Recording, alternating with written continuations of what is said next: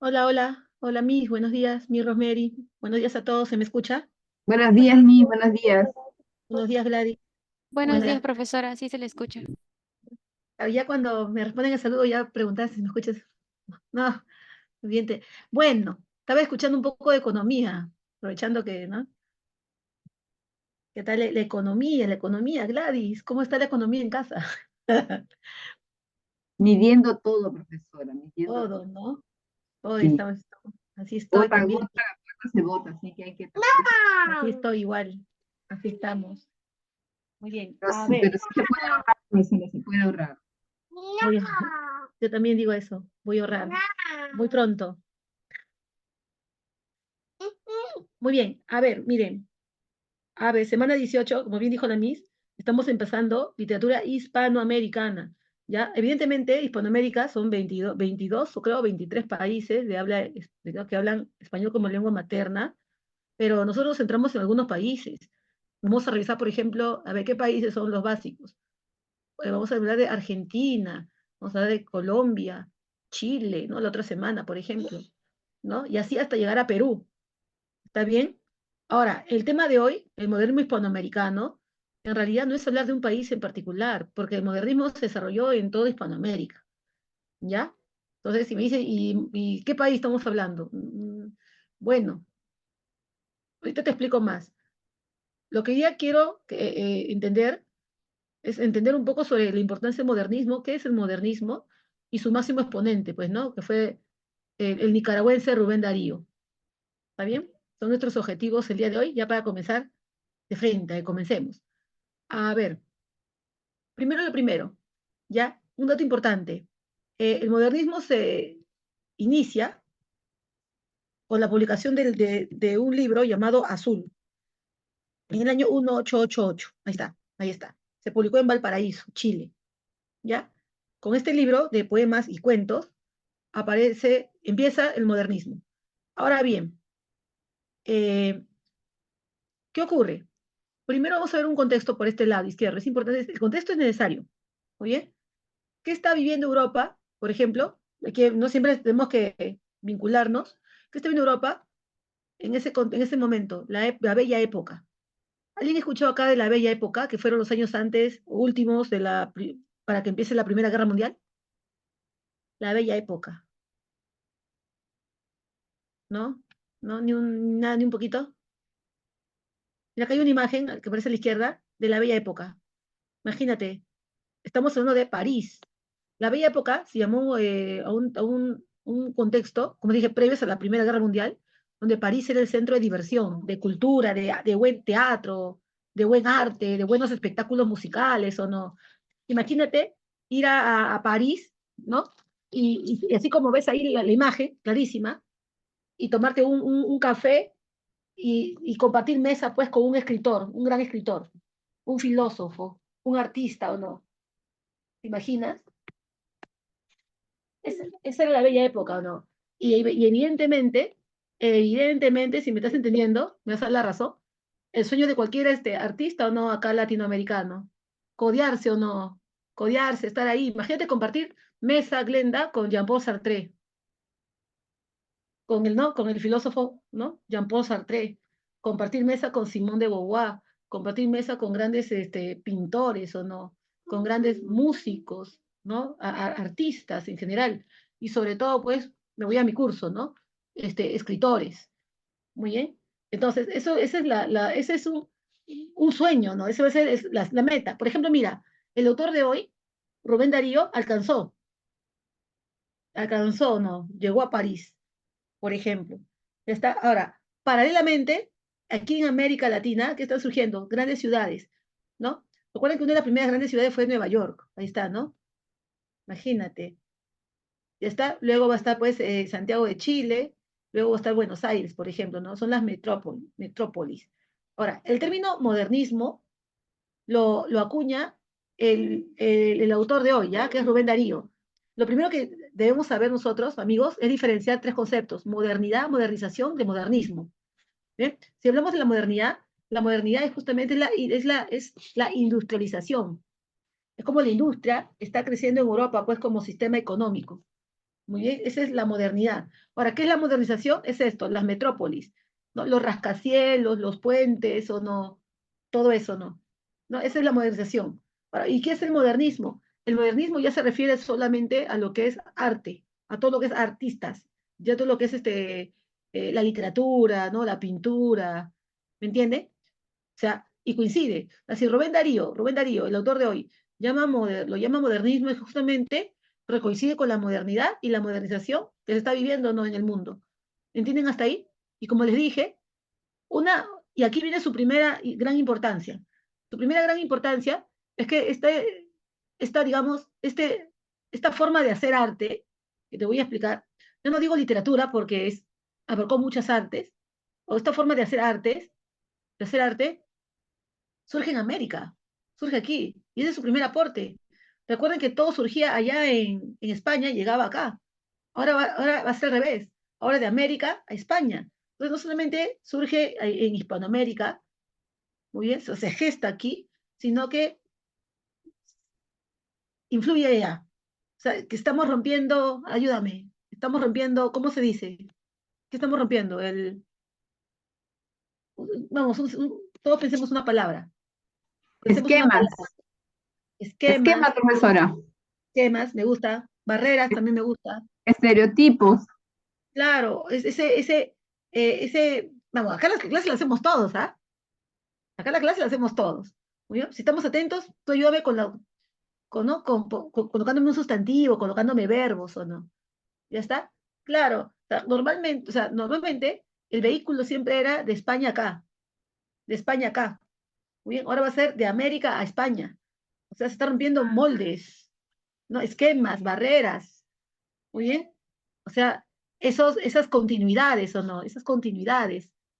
Muy bien. Por ahí va su primer aporte, ¿ah? Ese es su primer logro, ¿no? Del modernismo. Su primer logro. Ya está. Bueno, este es un resumen. Al final lo voy a leer. Características. La primera característica es, miren, si bien el modernismo es un arte, una forma de expresión, una forma de arte, muy bien, nueva, nueva, original no es. Original no es. O sea, original no es. Muy bien, más bien es un sincretismo. ¿Qué significa sincretismo? Significa asimilación. Es una asimilación. Muy bien, esto es lo mismo. Por ejemplo, si bien el modernismo surge en América, se nutre, ¿ves? Asimila, ¿o no? Escuelas europeas de poesía, sobre todo las francesas, el simbolismo y el parnasianismo, sobre todo estas dos. Muy bien. Quiero explicar primero el parnasianismo. ¿De qué toman de los parnasianos? De los parnasianos, amigos, yo voy a hablar solo de literatura, de los poetas, ¿ya? A partir de ahora hablo de poetas modernistas. ¿Qué toman de los parnasianos? Ese, ese gusto por perfeccionar su poema, por hacer que su poema sea muy elegante, muy refinado, esté bien hecho, ¿no? Esa preocupación artística, estética, lo toman de ellos. Muy bien. Si a ti te preguntan, ¿los poetas modernistas fueron políticos? No. ¿Fueron sociales? No. ¿Ellos qué fueron? Poetas. A ver, te explico. En su poesía, ¿ellos hablan sobre corrupción, dictaduras o hablan sobre pobreza? No. A ellos no les importa hacer política o hacer ayuda social, sino hacer buena poesía. Hacer buena poesía. Muy bien. Ahora, es algo, y esto me lo pueden discutir, ¿ah? Me gusta discutir, ¿no? Ideas, lo pueden discutir. Es algo que yo particularmente yo estoy de acuerdo. Muy bien. A veces dicen que el poeta o el escritor tiene que denunciar o no los problemas. Tiene que ser político. Pero yo te pregunto, ¿a los poetas les exigen ser políticos? ¿A los políticos les exigen ser poetas? No son políticos. Claro. Entonces, a veces dicen, mira, Gladys, a veces, sobre todo en el Perú, cuando un escritor no está no se vincula a la realidad social, como que no es un gran escritor. Es un escritor que vive alejado ¿no? De la realidad social. Muy bien, que no critica, no denuncia, no. Pero es poeta. O sea, no lo veo tan malo, ¿no? O sea, si lo hace bien, y si no lo hace bien, ¿no? Porque para hacer política están los políticos. O sea, así pienso yo. O sea, si lo hace bien. Y si no, bien. ¿correcto? Pero en el caso de estos poetas, lo que quieren hacer es poesía, y buena poesía, y es por la influencia parnasiana, ¿está bien? Como yo llamaba, el arte por el arte, ¿está bien o no? Y de los simbolistas, toman, por ejemplo, el empleo de imágenes. ¿Cómo dice Glenda? El parnasianismo busca la profesión de su poesía. Claro, ¿sabes cómo se llama eso, Glenda? Si es un término más técnica. Eso se llama en arte, se llama preciosismo. ¿Qué es el preciosismo? Es cuando tú buscas que tu arte esté bien hecho. En este caso, su poema esté bien hecho. Se llama el estilo preciosista. Así se llama en arte. Que esté bien hecho. Muy bien. O sea, independientemente de la historia que cuenta, sino que se escuche bien. Que se escuche bien. Que las palabras sean las correctas o no. Las correctas. Sea el sinónimo más adecuado, ¿no? Más adecuado. Muy bien. Y de los simbolistas, toman pues el empleo de símbolos, pues, ¿no? Como el nombre le dice, símbolos. Muy bien, por ejemplo, el cisne, ¿no? Que va a ser el símbolo modernista por excelencia. El cisne, no se olvide. ¿Ya está? Ahora, el cosmopolitismo es una forma escúcheme, es una forma de pensar y una forma de vida. Por ejemplo, muy bien, ¿qué significa cosmopolitismo? Es una ideología que consiste en considerarse o no, entonces ese miembro, considerar todo el mundo como una sola comunidad. ¿Ve? O sea, no existe Perú, Bolivia, Chile, Ecuador, México, Nicaragua, Costa Rica, no existe. No existe, ¿no? Sino todo es una sola comunidad. Y los modernistas reciben influencias estéticas de muchas partes. Influencias estéticas. O sea, sus gustos son muy europeos. Son muy europeos. Ese es ¿no? Ese es el gusto cosmopolita que ellos tenían. Bien. Eh, por ejemplo, mira, el antónimo de cosmopolita, para que entiendan, es nacionalista. Si tú vas a una casa, a ver, decorada cosmopolitamente, ¿cómo sería? Yo llego a la casa y le pregunto ¿no? Le pregunto a la dueña, ¿y esas cortinas? Y me dice, bueno, las telas fueron traídas directamente de la India. ¡Wow! Y esa alfombra fue comprada en Japón. ¡Wow! No. Fíjate, y ese cuadro lo traje de París. ¡Wow! No. Entonces, ¿cómo es su decoración? ¿Cuál es la palabra correcta? Su decoración. Cosmopolita. Cosmopolita. Muy bien. En cambio, tú vas a una casa, ahora imagínate, Gladys, vas a una casa y ves, pues, su decoración, pues, tiene el retablo, imágenes andinas, ¿o no? O sea, Nacionalista. exacto, ya lo entendiste. Muy bien. Ellos no eran nacionalistas, ellos eran cosmopolitas. Muy bien, pero hay un detalle, ¿ah? Un detalle. Miren, la semana pasada hablamos de la generación del 27, ¿recuerdan? Ya. La generación del 27, para que sea una generación, tienen algo en común. ¿Qué cosa? Son amigos. Tiene que haber amistad entre ellos. Ahora, los poetas modernistas de que vamos a ver, de que estoy hablando hoy día, ni se conocían. No, ni se conocían. Muy bien, y poetas modernistas había en toda Hispanoamérica. Había en Colombia, en Chile, en Puerto Rico, en Cuba, en Costa Rica, había en Sudamérica, en Centroamérica, había en Perú. En Perú está Chocano, José Santos Chocano, por ejemplo. Muy bien, ya ellos ni se conocían, o sea, una generación no son. Muy bien, pero sí compartían los gustos. Estos gustos que lo inició Rubén Darío. Estos, ¿no? Estos gustos, por ejemplo, cosmopolitas. Estos gustos cosmopolitas. Muy bien. Sobre todo Francia. Sobre todo Francia, ya te dije, ¿no? Por la bella época, París, sobre todo. Entonces, si te preguntan, los modernistas eran achinados, afrancesados, indiados, japonesados, incluso eran agringados, porque también tenían gusto por Estados Unidos, muy bien, pero principalmente eran afrancesados, ¿no? París, correcto, la ciudad luz, muy bien, sus gustos totalmente. Ahora, una pregunta, mejor, si te interesa un día revisas, muy bien, mejor te respondo. ¿A qué se dedicaban estos poetas? Ya, no profesionalmente hablando, ¿a qué se dedicaban? Muy bien, se dedicaban pues al periodismo o a la enseñanza. O yo le pregunto a cualquiera acá, con sentido común. Vamos, amigos. Un periodista, un profesor, ¿se puede dar esa vida de viajes? esos gustos? ¿Qué No, creen ustedes? esa Mm, época, profe. no. Entonces la gran pregunta sería, ¿cómo lo hacían? Yo soy profesora, yo no puedo, yo no puedo estar en China, en Japón, en India, en Francia, ir a París y tomarme un café y... No, no. O sea, ¿cómo creen que lo hacían? A ver, a ¿Tendrían ese... algún mecenas, profesora? Alguien que los Ya, respaldaba. esa palabra voy a trabajar al final, a eso, ¿no? Eso, mecenas, eso ya no hay, eso lo voy a ver, lo voy a explicar justo cuando analice un cuento y voy a hablar de los mecenas. No, no había, no hay mecenas, no hay. A ver, ¿qué dice Glenda? Se codeaban de amistades. Ya, tibio, tibio, tibio, tibio, tibio, tibio, tibio. ¿Sabes qué pasa? Que realizaban, eran poetas, como eran refinados, eran muy elegantes, tenían un léxico, un vocabulario, no un léxico, por lo mismo que son preciosistas, ya te expliqué qué es eso, muy bien, realizaban labores diplomáticas. Entonces los mandaban, por ejemplo, los mandaba Micaela, los mandaban pues de a Europa, pues para, ¿sabes lo que es una labor diplomática, no? Representando al país, muy bien, para hablar con un, ¿no? Un gobernante, una autoridad, ¿me entienden o no? Confirmen. Ah, otra cosa, no. ¿Ves? Y así pues lograban darse esos lujos, esos viajes, ¿no? Esos almuerzos, esas cenas, ¿no? Muy bien. O sea, esa vida. Y quien tenía esa vida en el Perú fue González Prada. Por eso González Prada se ha llamado precursor del modernismo en Hispanoamérica, ¿no? Él y un cubano. ¿Ya está?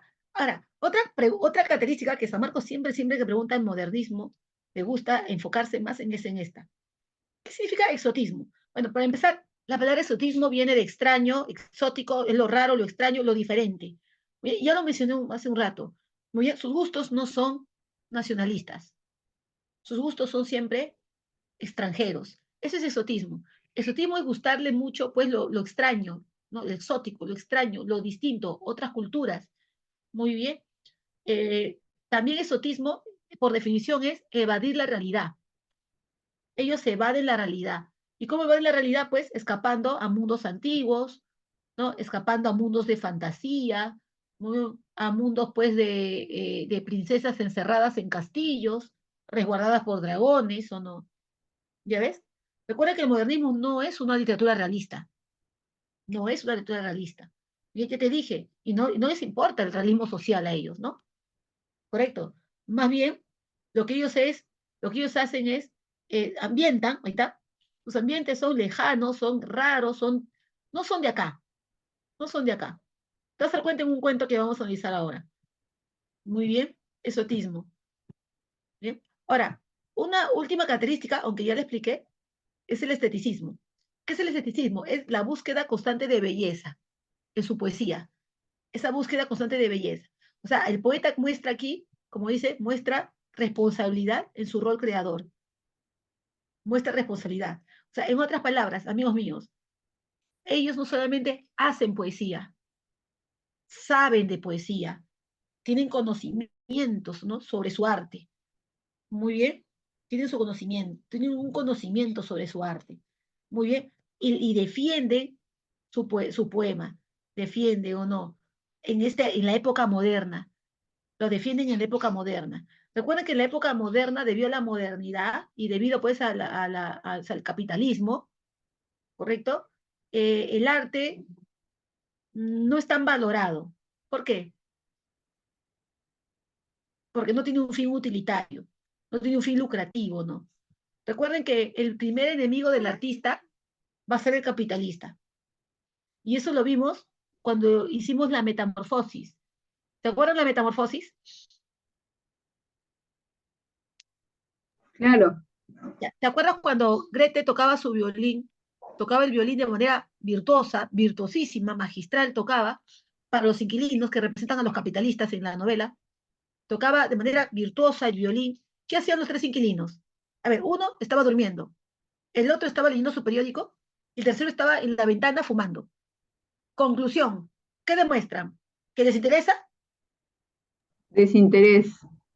Desinterés. Que no les, ¿no? Que, claro, que no les gusta. ¿Y por qué no les gusta? Recuerden, porque no entienden. porque no entiende. Así es, amigos. Si yo no entiendo algo, no me va a gustar. Para que algo me guste, lo tengo que entender primero. Ese es lo que, tú sabes eso ya. Muy bien, como no lo entienden, no les gusta. No les gusta. Muy bien. Entonces, para el capitalista, que todo lo ve comprar y vender, ese es mi concepto de capitalismo, comprar y vender, negocios, ¿no? El fin lucrativo, muy bien, ¿no? Dar réditos, ganancias, utilidades, muy bien. El arte no lo tiene, no lo da, pues.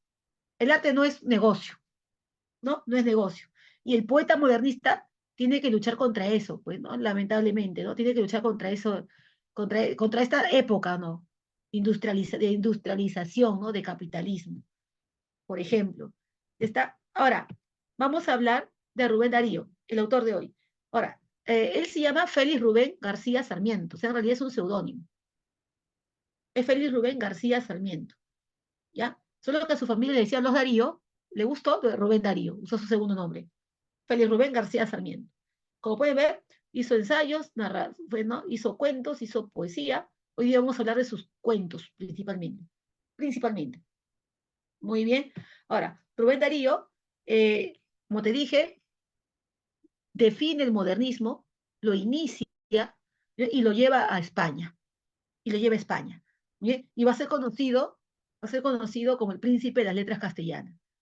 Recuerden este dato, ¿ah? Porque en San Marcos me acuerdo que siempre cuando viene, San Marcos no suele venir esos datos, pero este sí, ¿no? Y muchos piensan que el príncipe de las letras castellanas es Pablo Neruda. No, no es Rubén Darío, no se olviden.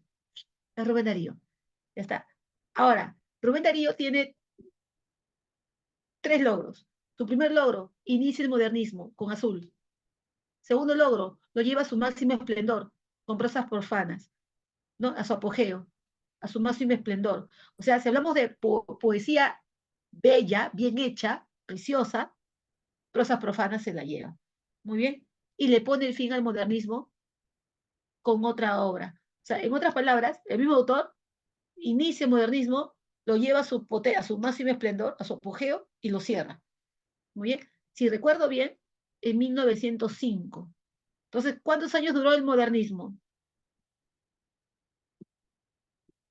No somos exactos, somos tan matemáticos, pero un aprox, si empezaba en el año 1888, 1905, ¿cuánto sería? ¿27, Micaela, segura? Ah, 17, ya, ya. Leí mal. 17, perdón, 17, sí.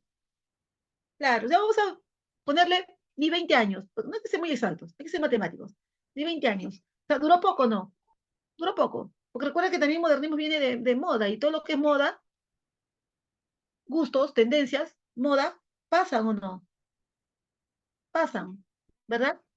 Ahora, 34 años, señorita. ¿cuánto duró?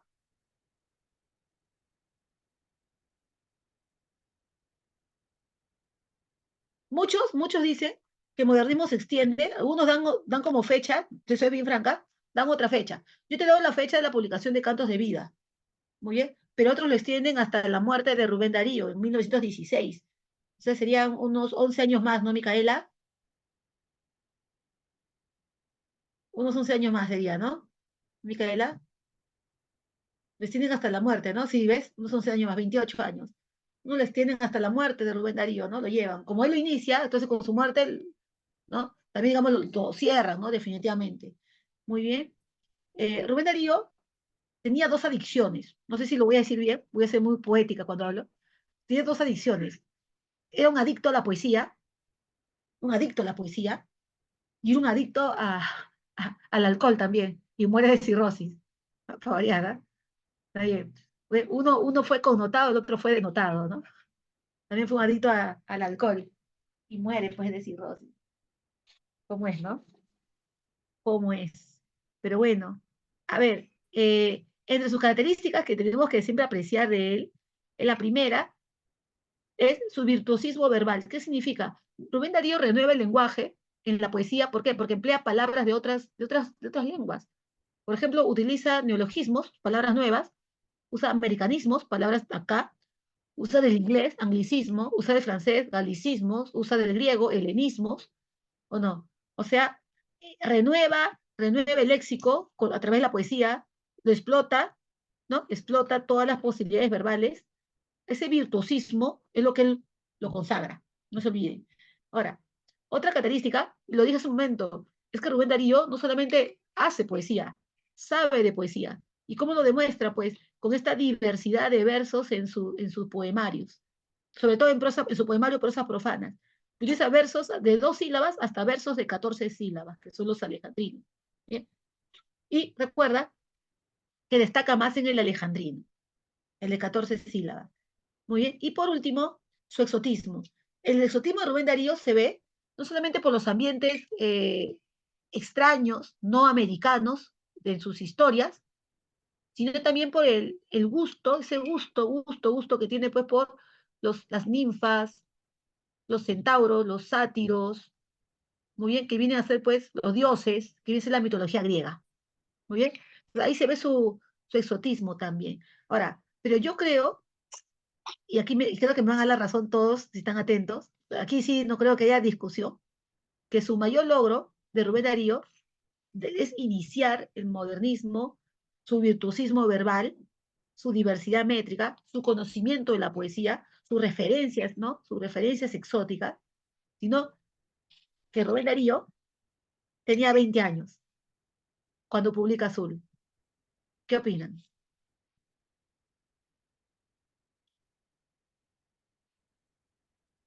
¿Qué opinan? O sea, era un prodigio, ¿no? Era un prodigio, ¿no?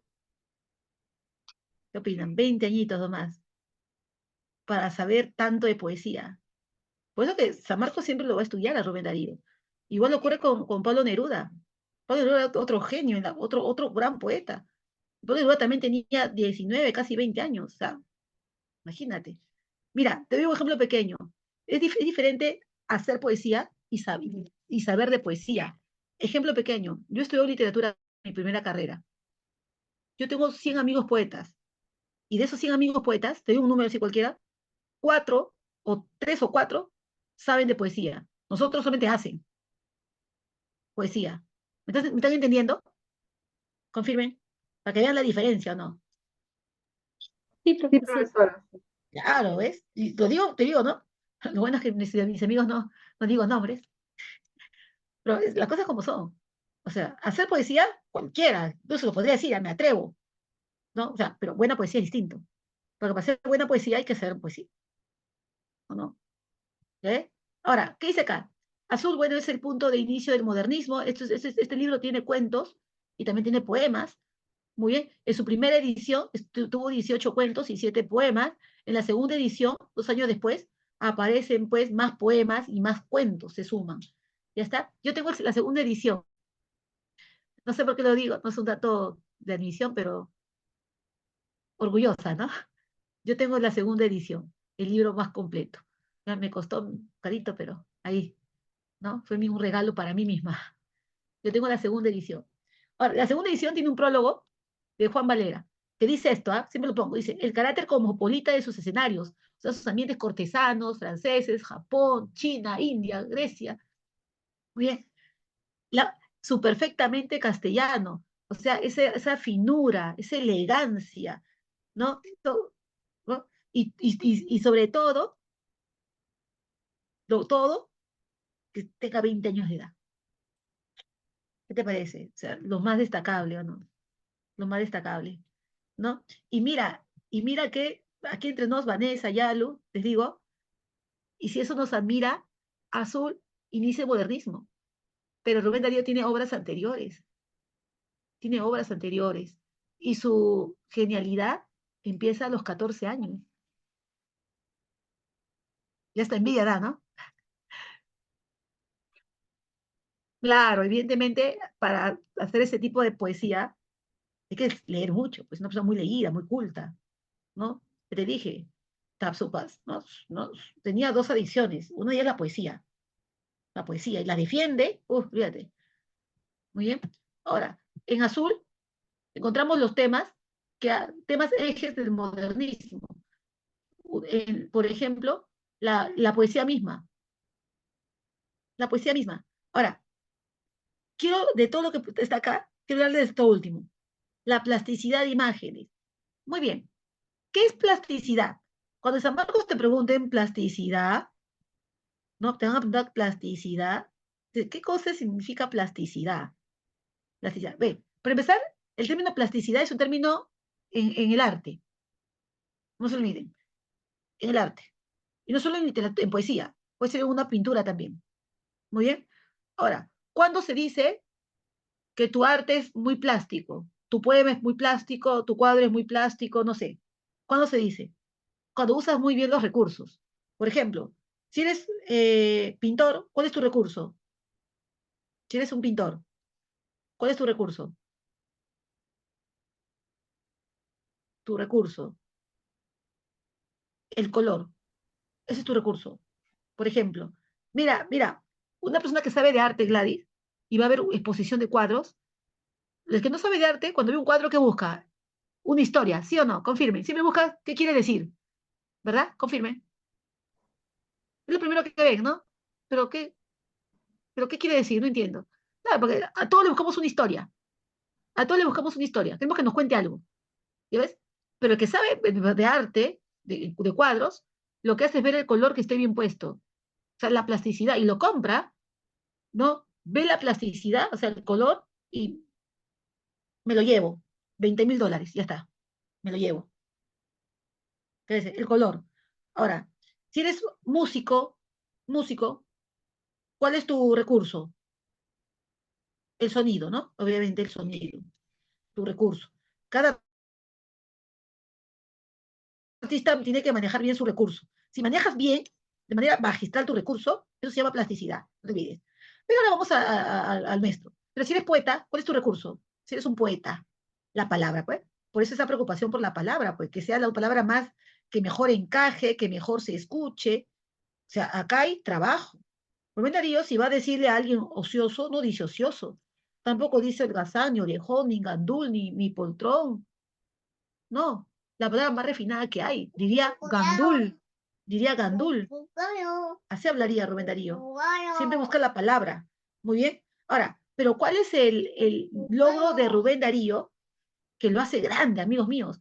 Que Rubén Darío no solamente usa bien la palabra, usa bien el sonido y usa bien el color. En otras palabras, Rubén Darío usa recursos de otras artes para su poesía. Dígame si me entendieron.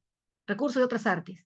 Por eso que para San Marcos, la poesía de Rubén Darío no solamente es poesía para escuchar, es poesía para ver. Puede ser poesía visual.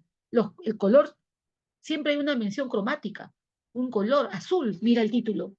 Azul, ¿o no? Siempre hay musicalidad. Se escucha bien. Se escucha bien. Siempre está esa, que en literatura se llama esa aliteración. Ese es, ¿no? Siempre, ¿no? Esa S, esa R, esa L, el ala leve del leve abanico. El ala leve del leve abanico. Mira qué bonito, ¿no? ¿No? Juego bien musical, ¿ya? Y la palabra. Entonces, en otras palabras, en resumen, si no entiendes el poema y te preguntan, hay plasticidad, y es de Rubén Darío, ¿tú qué vas a marcar? A ver si me entendieron. ¿Verdadero o falso? Ya, por último, ya. Verdadero. Recontra verdadero. Exacto, porque es Rubén Darío. Un poema de Rubén Darío tiene que ser muy plástico, muy plástico. O sea, sus recursos están bien hechos, están bien hechos. Muy bien. Pero valgan verdades, si leemos el poema o el cuento, sí tiene la palabra, el sonido, el color, sí, sí es muy plástico, sí es muy plástico, no, al César lo que es del César, ¿no? Poeta, bueno. Se nota cuando estoy hablando de Rubén Darío, se nota pues mi admiración cuando hablo, y sobre todo por lo que sigue, ¿ah? Pero eso quiere decir entonces que plasticidad es variedad o sea, una variedad de recursos.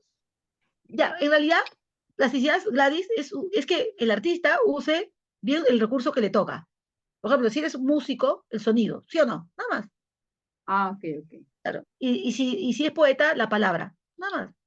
Pero Rubén Darío se preocupa por más recursos de otras artes. Él extiende, por eso que sus poemas hay mucha plasticidad en sus poemas. no solamente se fija en la palabra, se fija en el color, se fija en la música, para que suene bien, que la palabra sea la perfecta, lo que quiere expresar. O sea,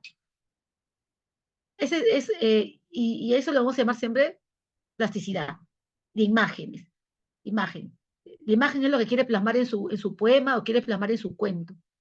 ¿Ya está? Mira, vamos a analizar dos cuentos, los que están resaltados acá. Acá te he puesto una lista de sus, ¿no? ¿Ya? Como una especie de su índice, ¿no? Y un poema. Pero quiero llegar primero a los cuentos. Mira, primero, El Rey Burgués. Te cuento de qué trata El Rey Burgués. Empieza diciendo que es un poema feliz. Es un poema feliz. Empieza, ¿no? Que trata sobre un rey. Yo te pregunto, ¿en América Latina hay monarquía? No, no hay. No hay. Entonces, ya solamente desde el título ya vemos el exotismo, Gladys. Porque acá no hay monarquía, acá no hay reyes, príncipes, no hay. No hay nobleza. No hay. ¿Ya? Entonces, solamente desde el título ya vemos exotismo. O sea, es un ambiente lejano, distinto, distante ¿no? De América. O sea, ¿no? Ahora, ¿qué ocurre? El rey burgués, en realidad, amigos míos, es un burgués, como tiene dinero, usa capa y lleva una corona en la cabeza. Y su casa es un palacio. Su casa es un palacio. Muy bien, ahí está. Y mira de qué trata el cuento. Dice que un día, mira esto, dice, un día le llevaron una rara especie de hombre, una rara especie de hombre. Mira, acá nomás ya se ve el tema central de los cuentos de este libro, que me gustaría que lo anotes, de los cuentos. ¿Cuál es el tema central? Es la marginación a los artistas, la marginación al artista. ¿No es? La marginación al artista. En este cuento,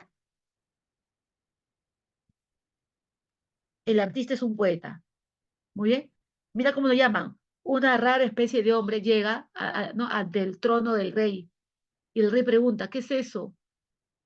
Y le dice su criado, señor, es un poeta. El rey tenía cisnes, canarios, gorriones, sensontes, pero un poeta no. Entonces, ¿qué hace el rey? Lo deja quedarse.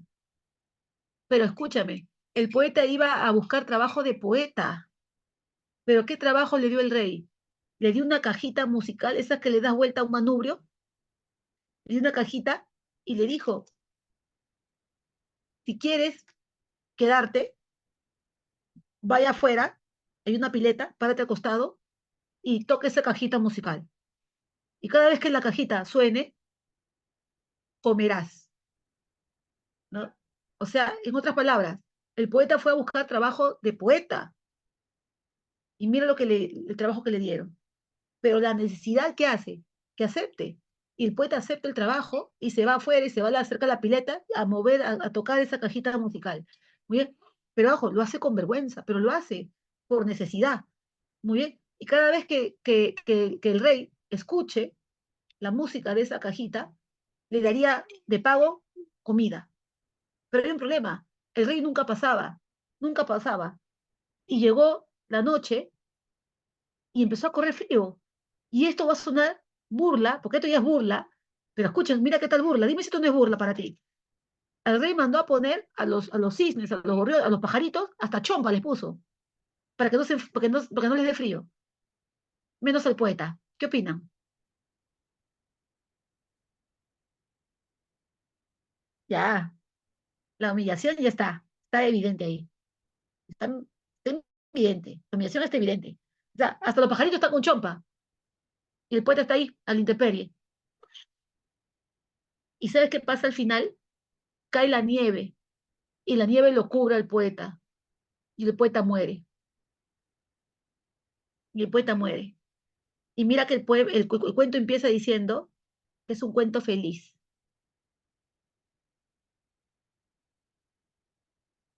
Muy bien. En este caso, todo es simbólico. Recuerda que todo es simbólico, imágenes. ¿Quién marginó al poeta?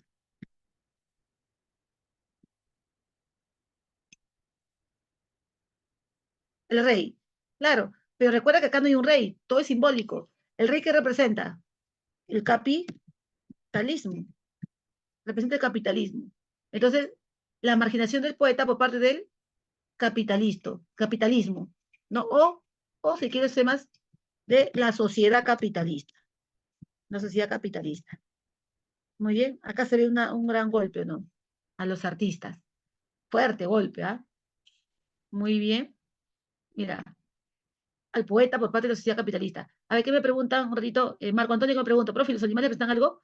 Lo que pasa es que los animales, los cisnes, tener canarios, representa pues que el rey, o sea, el rey, que en este caso es el empresario, el capitalista, recuerda que todo es simbólico, muy bien, el rey ostenta una buena posición económica.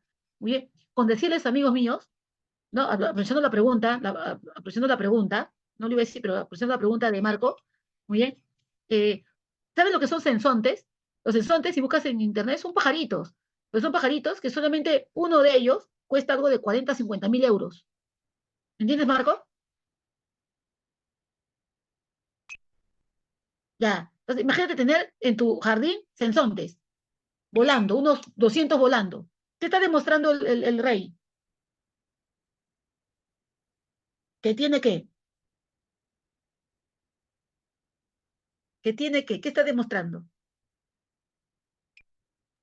Que tiene mucho dinero, mucho poder. Claro. Y como ya dije, amigos míos, todo es simbólico. Acá no hay monarquía, acá no hay reyes. O sea, el rey es un símbolo del capitalista, el empresario, que tiene plata, exacto, tiene plata. Imagínate, o sea, darse el lujo de comprar sensontes, que las aves que se venden a mayor precio, se venden, son caras, carísimas. Busca en internet, no te miento. O sea, es un pajarito, ya. Ana, tú me dirás, profesora, pero yo no gastaría en un pajarito. Bueno, yo tampoco, primero porque no tengo ni para comprar un pajarito de esos, que cuestan caro, cuestan carísimos, ¿no? Pero claro, recuerda que los que tienen amigos míos, dinero, ya de sobra, viajan a cada rato, se compran ropa carísima para dormir nada más, o posarla un día, o no, o posarla un día. Muy bien. Entonces, la marginación acá al poeta se ve clarísima. Hay un cuento, vamos a borrar acá, hay otro cuento acá que se llama El sátiro sordo, muy bien, donde para empezar recuerda que un sátiro es ese ser mitológico con patas de cabra, ¿has visto o no? Patas de cabra que tiene. Muy bien. Ahora, el sátiro en este cuento es el rey de la selva, como el león, ¿no? Pero es un sátiro. Ahora, en la selva, el sátiro, el nombre sátiro también significa, en una jerga, es como decir mañoso, le gusta el rodeado siempre de bacantes, que son mujeres que están siempre desnudas y bebidas, las bacantes, ¿no? Y hay ninfas también en el bosque. Recuerda que las ninfas son diosas que cuidan, protegen los bosques, ¿no? La naturaleza. Muy bien. ¿Y qué ocurre? Los dioses del Olimpo lo dejaron sordo al sátiro. ¿Ves? Acá se ve la mitología al ojo. Lo dejaron sordo. Desde entonces no escucha, obviamente. Y tiene ¿cómo se le dice? Asesores. Por un lado tiene un burro y por otro tiene una alondra, un pájaro, una alondra. Y un día llega Orfeo, un músico. Mira, otra vez otro artista, pero ya no un poeta, Marco, ahora un músico, Micaela. Llega un músico llamado Orfeo. ¿Eh?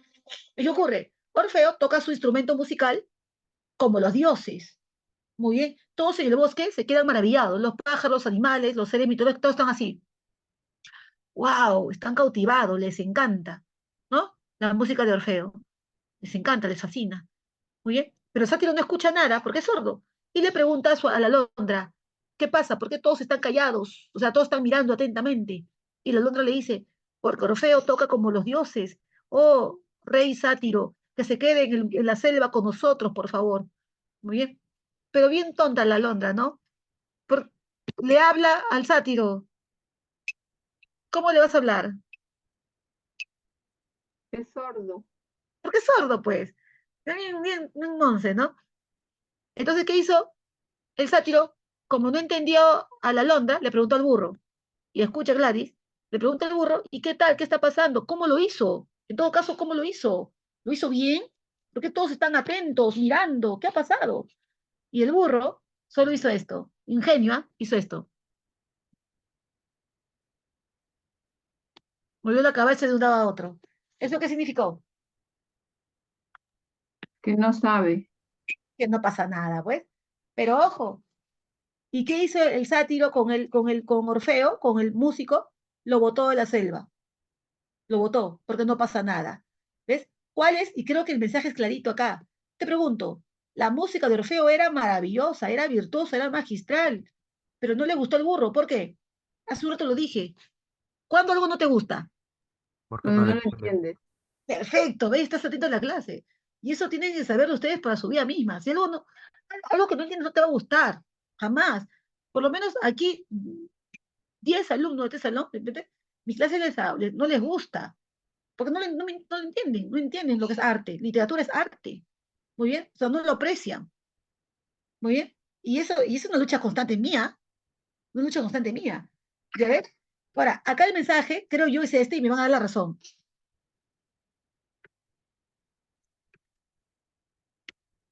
¿Me dan la razón o no? ¿Me dan o no la razón?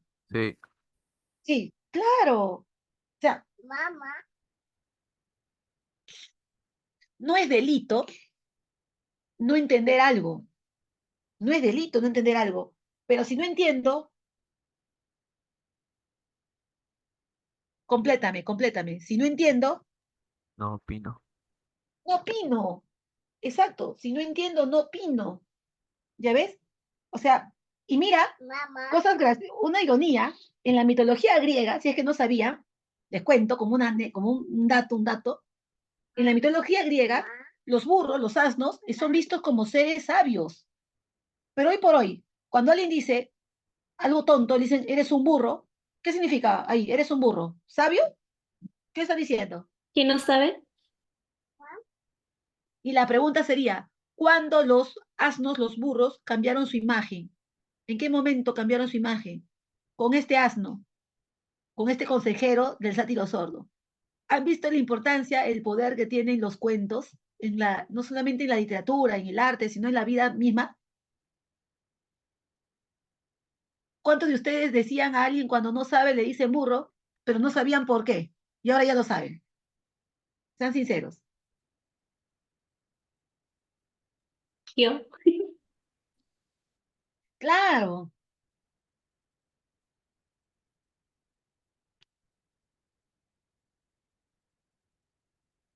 claro. Y yo antes de leer el cuento igual. O sea, tampoco, ¿no? Pues qué interesante, ¿o no? Qué interesante informarnos, ¿no? Informarnos, conocer un poco más, algo nuevo.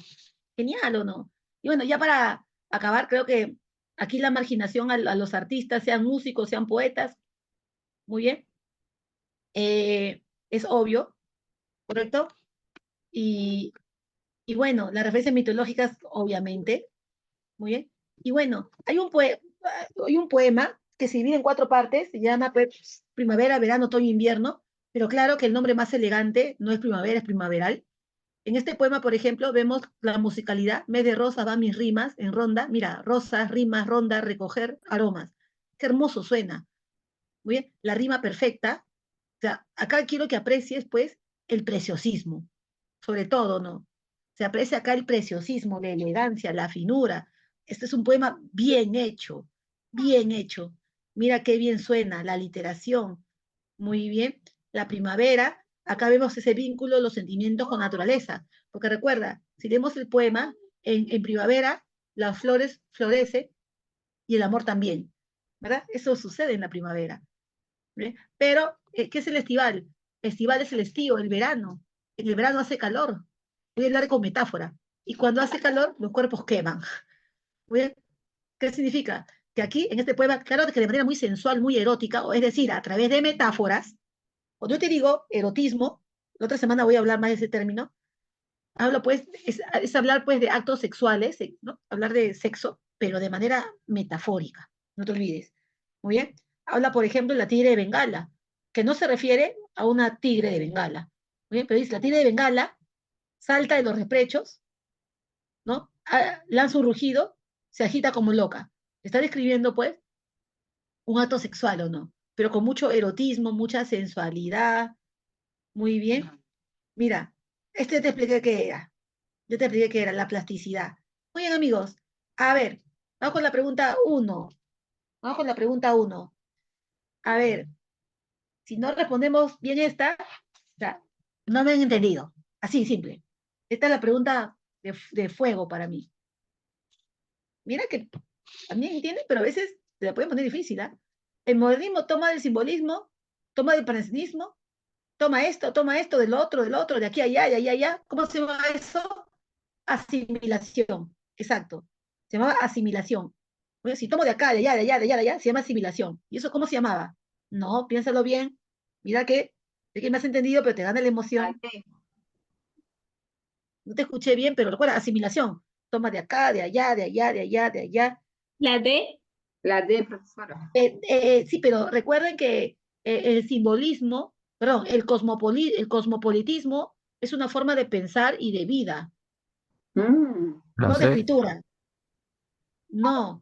Asimilación, te estoy dando la palabra clave. Asimilación, muy bien, Glenda. Sincretismo, sincretismo.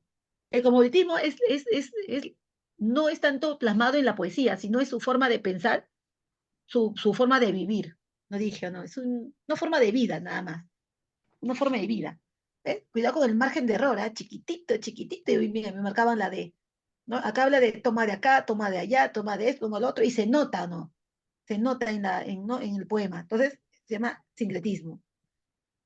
Muy bien, ahí está. Ahora, en la pregunta 2, mira, acá está el poeta tocando el manubrio, fuera del reino.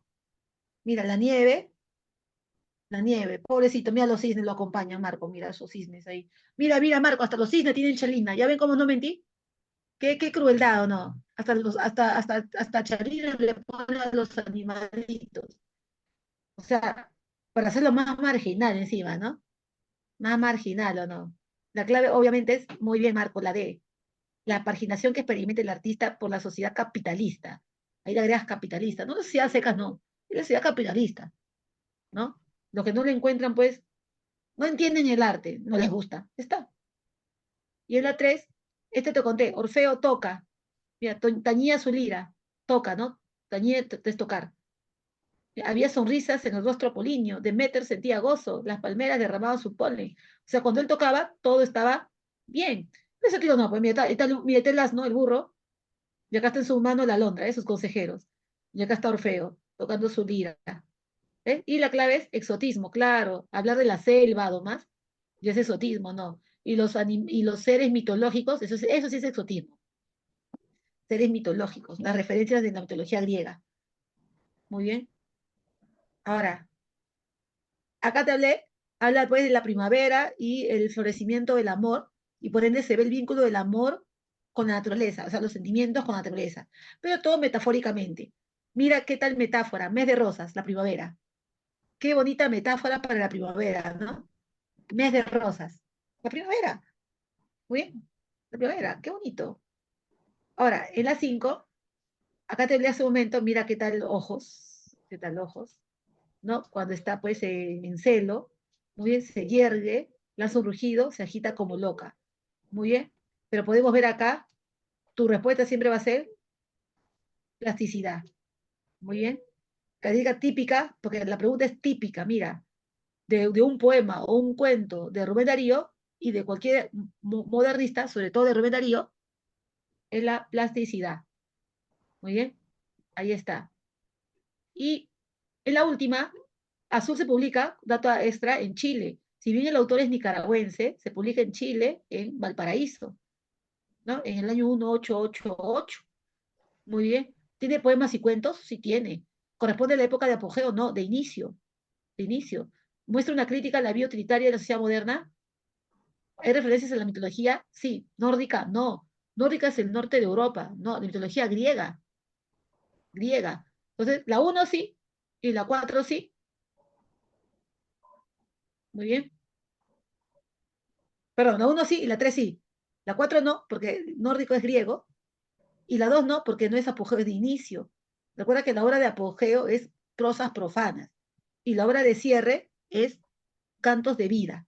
Y, uy, me pasé 3 minutos ya, perdónenme, perdónenme, recién veo la hora. Pero pues se terminó. Y tengan buen fin de semana, amigos. Abrazos, Cuídese, cuídense Miss. mucho, cuídense Abríguese. también, hasta luego. Igualmente. Cuídense. A la Abrazos. próxima, También profesora. Cuídense abríense. mucho. Hasta luego, mi Rosemary. Hasta luego, nos vemos.